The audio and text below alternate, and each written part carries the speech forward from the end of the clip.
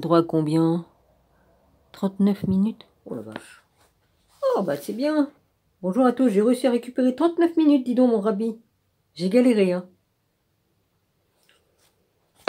Ah la vache, si tous les jours il faut que je vide le cache et puis que j'avais récupéré que... Tout à l'heure j'avais récupéré que 6 géos et des poussières. 6 géos 09. Et ça fonctionnait même pas. Et les mises à jour se faisaient même pas. J'arrive même pas à faire les mises à jour. Enfin bref, j'ai récupéré. Allez, on y va. On y va, Seigneur, comme on veut, on peut. Comme on a la foi, on arrive. Faut jamais rien lâcher. Et c'est vrai, Seigneur. Allez, on y va. Bonjour à tous mes abonnés, aux frères et sœurs et aux amis. Enfin bon, ils se comptent sur le doigt de la main. Je préfère, remarque, hein. Vaut mieux avoir des vrais que des faux. Hein. Avoir 1000 faux puis avoir 5 vrais. C'est pas la quantité qui compte, c'est la qualité. Ouais. Excusez-moi, je suis pas préparé, mais après, il faut que je me prépare pour aller faire des courses. Il faut que j'y aille.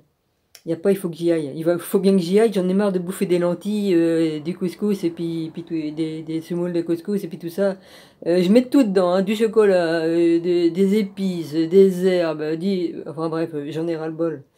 Puis il faut que je prenne des vitamines. Je compte bien m'acheter des compléments. Ouais. Ne vous inquiétez pas, je vais y arriver.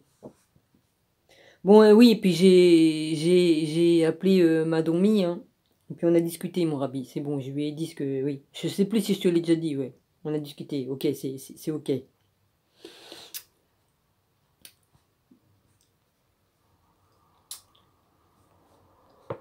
En privé, je rajouterai des trucs, mais bon, voilà. En privé, entre nous, mon rabbi, on se discuterait de certaines choses.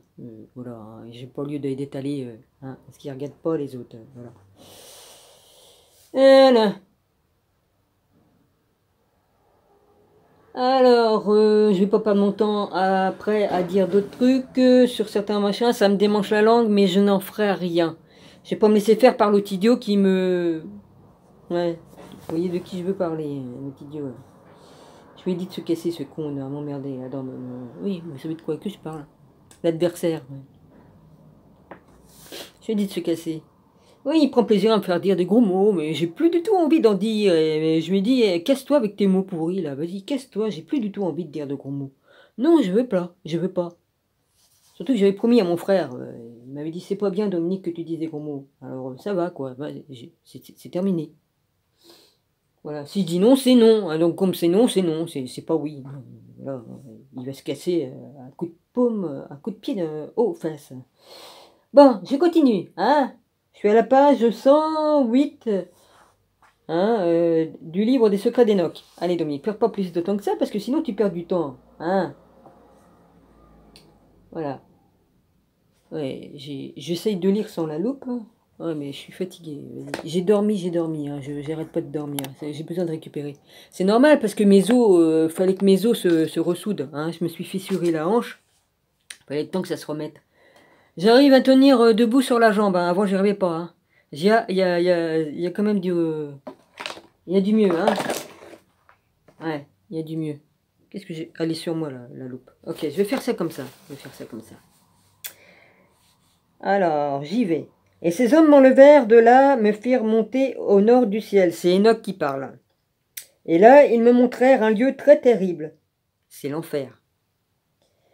Tout tourment et supplice en ce lieu, et les ténèbres et le brouillard. Il n'y a pas là de lumière, mais un feu obscur qui s'enflamme sans cesse, et un fleuve de feu s'avançant contre tout ce lieu, le froid et la glace, et des prisons et des anges cruels. Bah, les anges cruels, ce sont les démons qui travaillent en enfer pour torturer les gens qu'on fait le mal.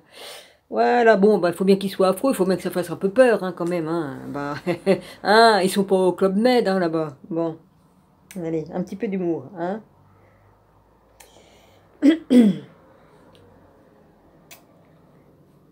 Mais un feu obscur qui enflamme sans cesse et un fleuve de feu s'avançant contre tout ce lieu, le froid et la glace, et des prisons et des anges cruels et brutaux portant des armes et torturant sans pitié. Et je peux vous garantir qu'il existe l'endroit, et que c'est terrible à voir. Ouais. J'ai une amie qui est allée là-bas, ouais. Elle a visité.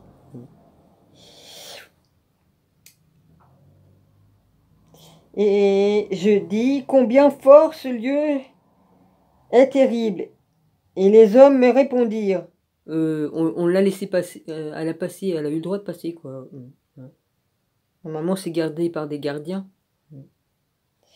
Ce lieu, Enoch, est préparé pour les impies qui font des choses sacrilèges sur terre et qui pratiquent les sortilèges et les incantations et qui se vantent de leur œuvre, qui volent les âmes des hommes en cachette. Bah oui, les pervers narcissiques, c'est ce qu'ils font, ils se nourrissent de nous, hein?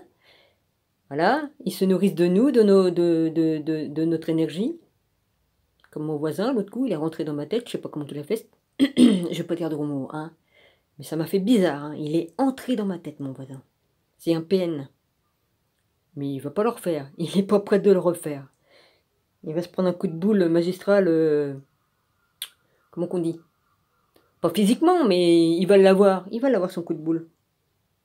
Je vais te faire le coup de Xena, là, le coup de boule. Tu vois. Il va l'avoir.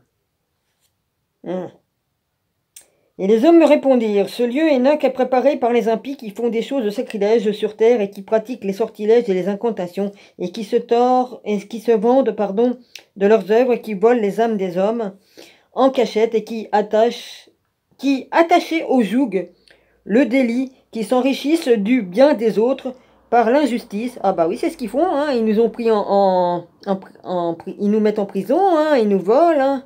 Qui ont fait périr de faim l'affamé, qu'ils pouvaient rassasier, et pouvant les vêtir, ont dépouillé ceux qui étaient nus, bah oui, c'est ce qu'ils font, hein. Qui n'ont pas connu leur créateur, bah ouais, mais ont adoré des dieux vains, édifiant des images, adorant l'œuvre des mains. C'est pour tout ceci que ce lieu est préparé en héritage éternel. Amen. De toute façon, ça va se faire, hein, c'est écrit. Hein.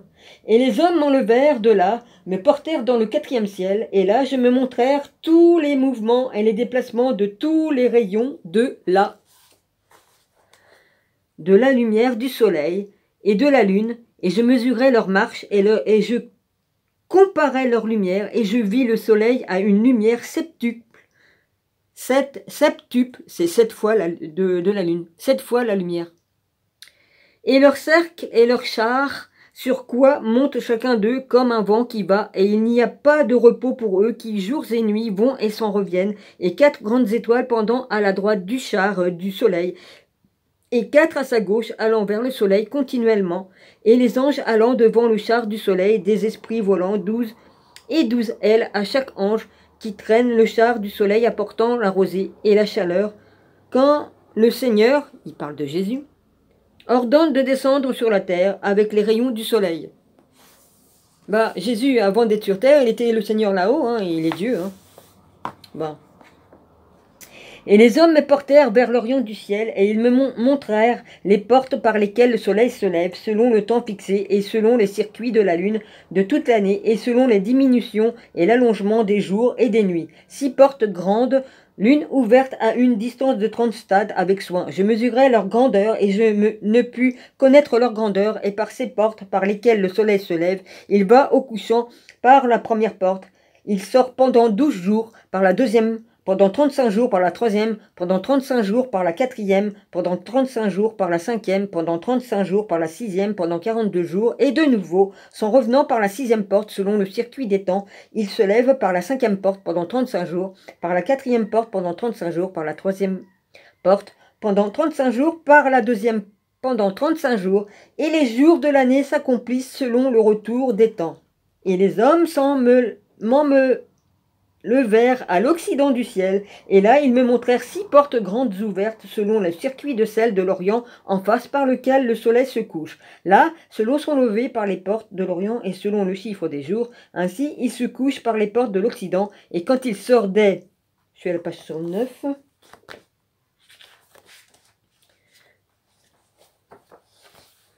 des portes de l'Occident, 4 anges prennent sa couronne et la portent au Seigneur, Jésus, et le soleil tourne son char et va sans lumière. Et de nouveau, là-bas, ils lui remettent la couronne. C'est ce décompte qu'ils me montrèrent du soleil et des portes par lesquelles il entre et sort. Car le Seigneur, en ayant fait ses portes, fait du soleil le cadran horaire de l'année.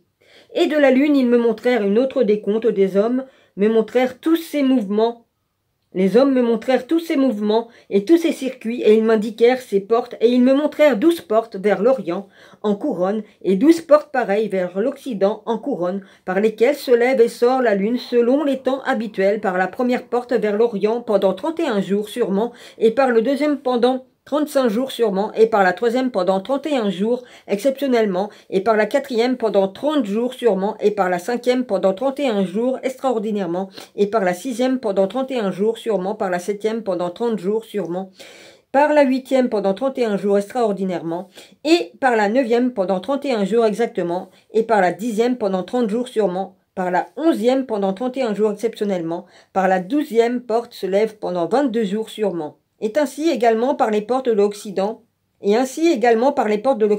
selon le circuit et selon les nombres des portes de l'Orient, c'est ainsi qu'elle entre également par la porte de l'Occident, et elle accomplit l'année en 364 jours, et non 365 comme aujourd'hui.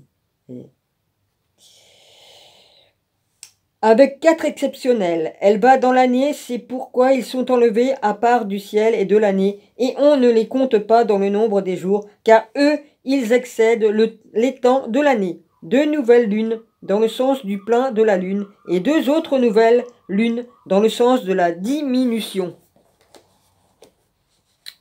Et quand elle a achevé les portes de l'Occident, elle s'en retourne et va vers celle de l'Orient avec sa lumière. Ainsi, elle va jours et nuits en cercle, son orbite semblable au ciel, et le char sur lequel elle monte, un vent qui va, et traînant son char, des esprits volants, 6 ailes à chaque ange. Ceci est le décompte de la lune. Au milieu du ciel, je vis une milice armée, servant le Seigneur sur les tambours et les instruments d'une voix incessante. Il me délectait à l'écouter. Et les hommes me prirent de là et me portèrent au 5e ciel. Et là, je vis une nombreuse milice, les égrégories. Les égrégories, pardon. Il n'y a pas de accent sur le E, c'est un E majuscule. E-G-I-R-G-O-R-I. Et leur aspect comme un aspect d'homme, leur grandeur plus que les grands géants, et leur visage triste, et le silence de leur bouche. Et il n'y avait pas de silence ayant lieu au 5e ciel. Et je dis aux hommes qui étaient avec moi, pourquoi ceux-ci sont-ils très tristes, et leur visage abattu, et leur bouche muette, et il n'y a pas de service dans ce ciel? Et les hommes me répondirent, ceux-ci sont des égrégories, qui sont séparés d'eux-mêmes, 2 princes et 200 marchands à leur suite. Ils sont descendus sur la terre et ont déchiré leurs promesses sur le dos de la montagne de l'Hermon. Ce sont les déchus. Ben, je pense, oui. Bah, 200. Ils étaient 200 à suivre Satan, qui est devenu Satan, l'autre, là. 200 qui se sont cassés la gueule. Pour se souiller avec les femmes, ben voilà, c'est ça, des hommes, ce qui a donné les Néphilim. Et je vous dis que les femmes, ils mourraient, hein, parce que le bébé était tellement gros qu'elles mourraient à l'accouchement. Hein. Ils étaient trop énormes, les bébés. Ben, évidemment, hein, vu la taille des anges, évidemment. Hein, c'est comme si que nous, on portait un bébé de baleine dans le ventre et il gonflerait. Ben, ça fait pareil, hein. Ce serait un peu trop gros le bébé, je crois. Hein. C'est sûr, hein. Ben, et ceux-ci pleurent sur leurs frères et sur l'outrage qui leur a été fait.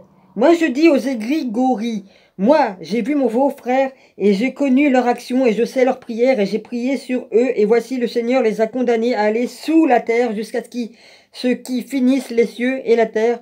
Et pourquoi attendez-vous vos frères et n'êtes-vous pas à servir à la face du Seigneur? Rétablissez les services qui avaient lieu, servez à la face du Seigneur, de peur que vous n'irritez le Seigneur votre Dieu, et qu'il ne vous précipite de ce lieu. Ils obéirent à la persuasion de mon admonition, et ils se pressèrent et se placèrent 4 ordres dans le ciel, et voici. Merci papa de m'avoir permis de pouvoir faire une vidéo conséquente. Demande et tu recevras. Merci papa, merci Jésus. Amen. Merci, merci. Comme je dis que Dieu m'accorde tout ce que je lui demande, ben c'est vrai. Moi, me tenant là, 4 trompettes se mirent à sonner ensemble, et les égrigories se mirent à servir comme d'une seule voix, et leur voix monta à la face du Seigneur.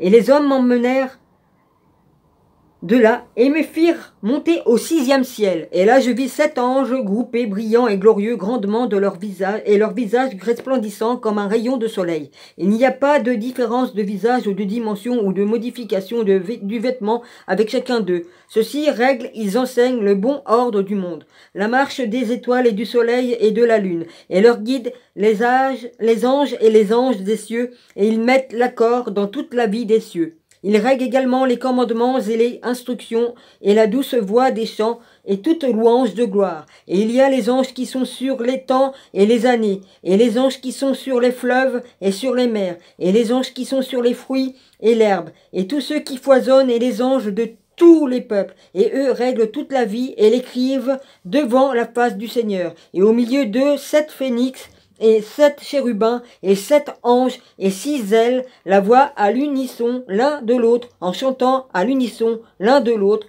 et il n'y a pas de récit de leur chant, et le Seigneur se réjouit de ses marchepieds. 7. Comme je dis qu'il y en a qui maudissent le chiffre 7, faut arrêter, vous blasphémez contre Dieu. C'est un nom sacré, c'est un chiffre sacré. Tous ceux qui m'ont dit des choses là-dessus, et puis que j'ai lu ailleurs, vous blasphémez contre Dieu le Tout-Puissant. C'est votre affaire, c'est pas de la mienne. Moi je dis seulement, vas-y.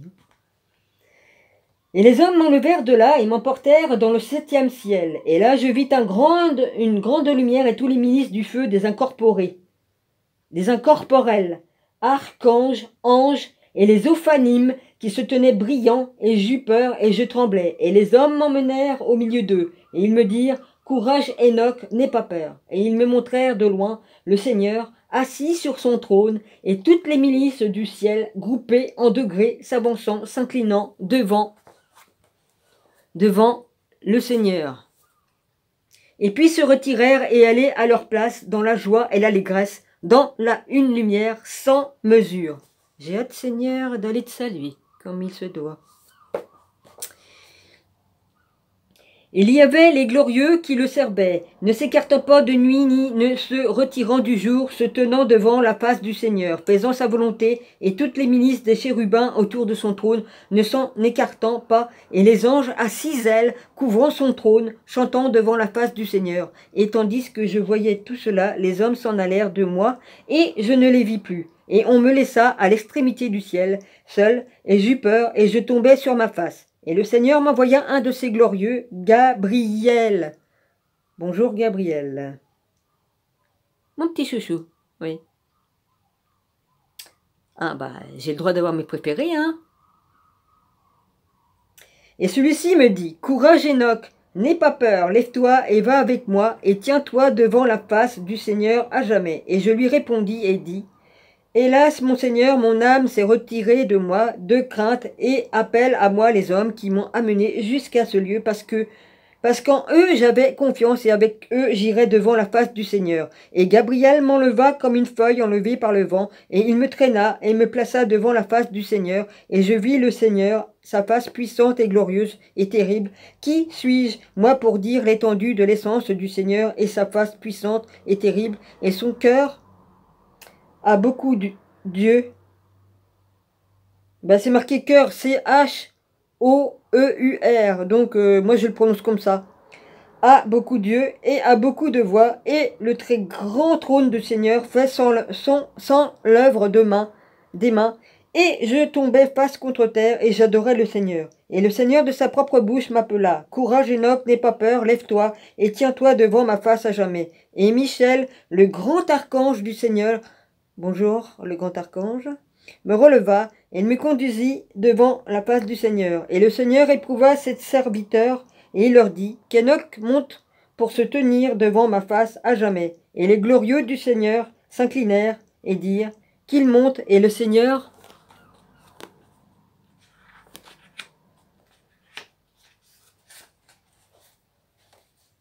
dit à Michel, Prends Enoch et dépouille-le des vêtements terrestres, et oins-le de la bonne huile, de revêt-le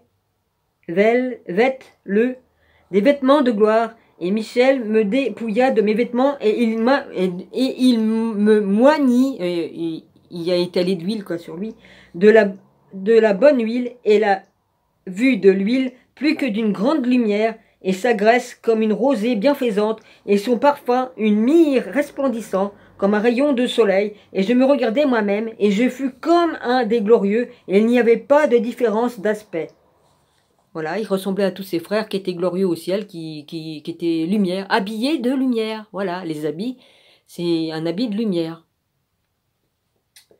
Et le Seigneur appela Vréveil et ses archanges, qui étaient habillés, inscrivant toutes les œuvres du Seigneur. Et le Seigneur dit à Vréveil, prends des livres des dépôts et remets une calame à Enoch, et dicte-lui les livres. Et vers Vréveil se hâta, et il m'apporta des livres bigarrés de siminium, et il me remit une calame de sa main, et il était à me dire toutes les œuvres du ciel et de la terre et de la mer, et les marches et les vies de tous les éléments, et le changement des années, et les marches et les modifications des jours, et les commandements et les instructions, et la douce voix des chants, et les montées des nuages, et les sorties des vents, et toute langue de chant de la milice armée, et tout ce qu'il convient d'apprendre. Vréveil me l'exposa pendant 30 jours et 30 nuits, et sa bouche ne se tut pas de parler, et moi je ne me reposai pas pendant 30 jours et 30 nuits, écrivant tous les signes. Et quand j'eus fini, Vréveil me dit, assieds-toi, écris tout ce que je t'ai exposé, et je m'assis le double de 30 jours et 30 nuits, et j'écrivis tout exactement, et je composais 360 livres.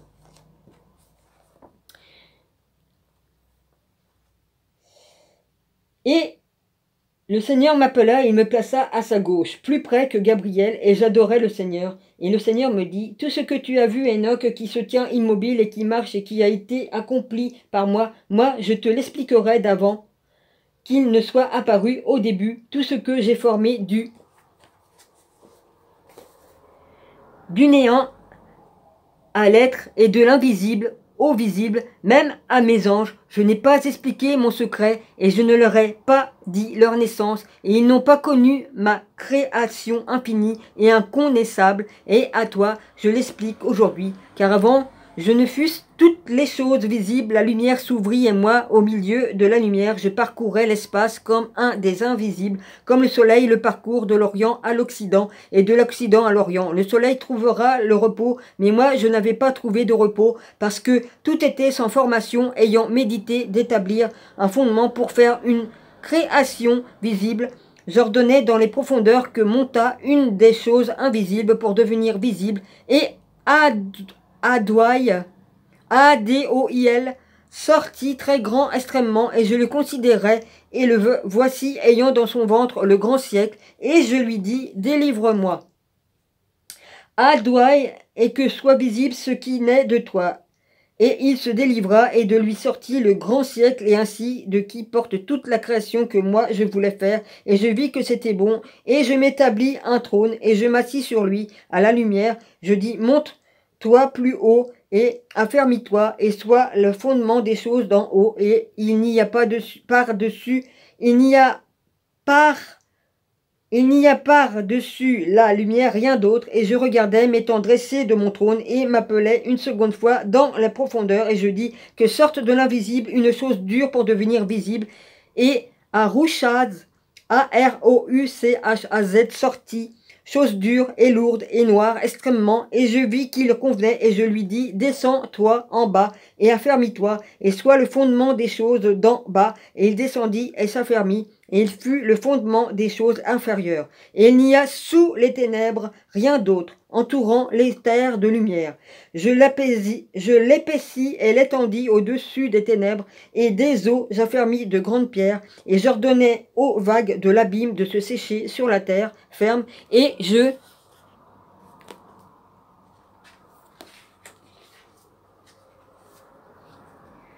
nommai abîme ce qui retomba, et ressemblant la mer en un seul lieu, et rassemblant la mer en un seul lieu, je la liais d'un joug, et je donnais au milieu de la terre et de la mer une limite éternelle, et elle ne sera pas rompue par les eaux. Je fixais le firmament et le fondais au-dessus des eaux pour toute la milice céleste. Je formais le soleil et la grande lumière, et je le plaçais au ciel pour qu'il brille sur la terre. Des pierres, j'y fis jaillir un grand feu, et du feu, je fis toute la milice incorporelle, et toute la milice des étoiles, et les chérubins, et les séraphins, et les ophanimes, et tout cela, je le fis jaillir du feu à la terre. J'ordonnais de faire croître tout arbre et toute montagne et toute herbe à froment et toute semence semée avant de faire des âmes vivantes. Je leur avais préparé la nourriture à la mer. Je commandais d'engendrer ces poissons et tout reptile rampant sur la terre et tout oiseau volant. Et quand j'eus achevé tout cela, je commandais à ma sagesse de faire l'homme. La sagesse, c'est pas la Sophia? Ben oui. Sophia est la sagesse de Dieu, la mère des anges. Maintenant, Enoch, tout ce que j'ai expliqué et tout ce que tu as vu dans les cieux et tout ce que tu as vu sur la terre et tout ce que tu as écrit dans les livres, c'est ma sagesse que j'ai combiné de faire tout cela. J'ai fait depuis le fondement du bas jusqu'à cela du haut et jusqu'à leur extrémité. Il n'y a pas de conseiller ni de continuateur, c'est moi seul, éternel, sans œuvre des mains, ma pensée immuable, et mon conseiller, et ma parole est acte, et mes yeux contemplent tout. Si je le regarde, alors tout est stable, mais si je détourne ma face, alors tout se détruit. C'est pourquoi que Dieu, il peut pas dormir. Si Dieu dormait, bah, tout s'éteindrait, hein. Ouais.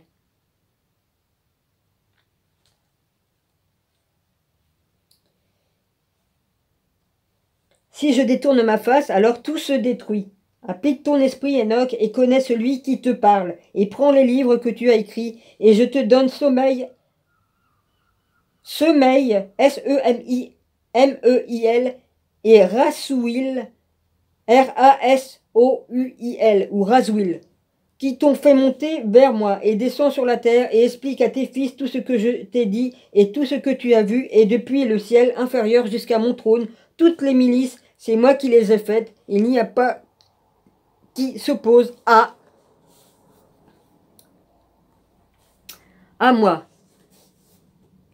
Ou, fais chier ma loupe, mais où se soumettent pas et tout ce... Je vais essuyer ma loupe parce que ça m'énerve. Ouais.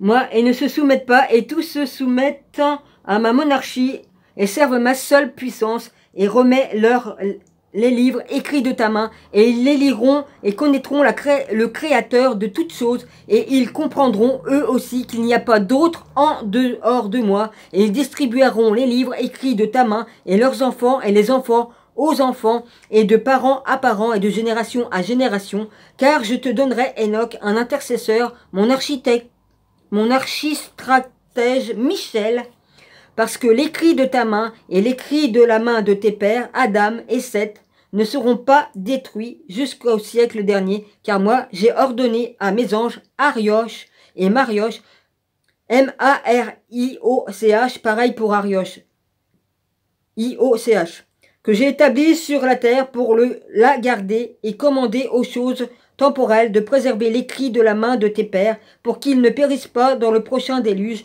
que je ferai dans ta race. C'est pour ça qu'ils ont détruit les livres. Ils voulaient pas qu'on sache. Ah, ils peuvent toujours détruire les livres, ils reviennent toujours. Comme le phénix, il renaît de ses cendres. Bah, c'est un livre sacré, hein. On brûle pas les livres sacrés que Dieu a fait écrire par... Voilà, c'est tout. Voilà, bah, ceux qui ont fait ça, bah, ils iront en bas. C'est tout, ils iront en bas. Qu'est-ce que vous voulez que je vous dise? C'est comme ça que ça marche. Moi, je connais la malice des hommes, et qu'ils ne supporteront pas de lever le joug, et qu'ils ne sèment pas les semences que je leur ai données, mais qu'ils ont rejeté mon joug, et qu'ils prendront un autre joug, et qu'ils sèmeront des semences de néant, et qu'ils adoreront des dieux vains, et repousseront ma monarchie, et que toute la terre sera accablée d'iniquité, de déni, de justice, d'adultère et d'idolâtrie. Alors moi, j'amènerai le déluge sur la terre, et toute la terre elle-même s'abîmera en un grand bourbier. et je laisserai un homme juste de la tribu, avec toute sa maison, qui fera selon ma volonté, et de leur semence se lèvera une autre race à la suite nombreuse et très insatiable. Alors dans les cours de cette race apparaîtront les livres écrits de ta main et de celle de tes pères, attendu que les gardiens de la terre les montreront aux hommes de foi, et ils les expliqueront à ces races, et ils seront glorifiés dans la suite, plus qu'au premier temps.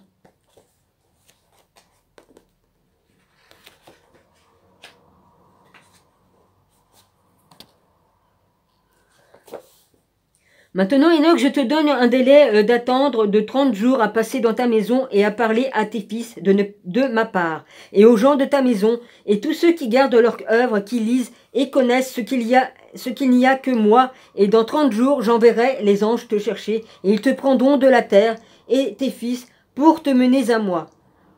Voir texte bilingue d'André Vaillant, la suite du texte est logique, il ne manque rien. En tout ce qui est selon la volonté du Seigneur, car moi j'ai été renvoyé aujourd'hui de la bouche du Seigneur vers vous, pour vous dire tout ce qui est et tout ce qui sera jusqu'au jour du jugement. Et maintenant, mes enfants, ce n'est pas de ma bouche que je vous parle aujourd'hui, mais de la bouche du Seigneur qui m'a renvoyé vers vous, car vous entendez mes paroles de ma bouche à moi, homme créé égal à vous. Moi j'ai entendu les paroles de la bouche de feu du Seigneur, parce que la bouche du Seigneur est une fournaise de feu, et ses paroles une flamme de feu qui sort.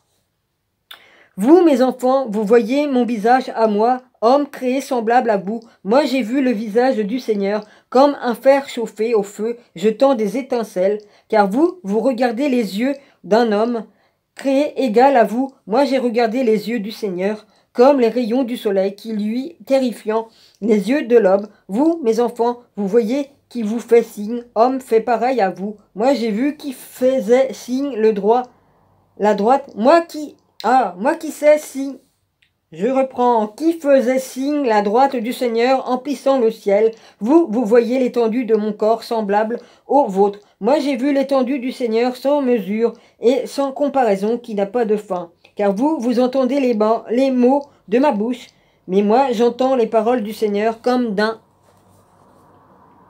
grand tonnerre, dans un agissement incessant de nuages. Et maintenant, mes enfants, vous entendez le propos d'un roi de la terre. Il est redoutable et périlleux de se tenir devant la face du roi de la terre, effrayant et très périlleux, parce que la volonté du roi est mort et la volonté du roi est vie. Se tenir devant la face du roi des rois, qui en supportera l'effroi infini ou celui de la grande brûlure. Mais le Seigneur appela un des anges, chef de l'horreur, et le plaça près de moi. Et l'aspect de cet ange était neige, et ses mains glace, et il rafraîchit mon visage, parce que je ne supportais pas la crainte de la brûlure de feu. Et c'est ainsi que le Seigneur me parla toutes ces paroles.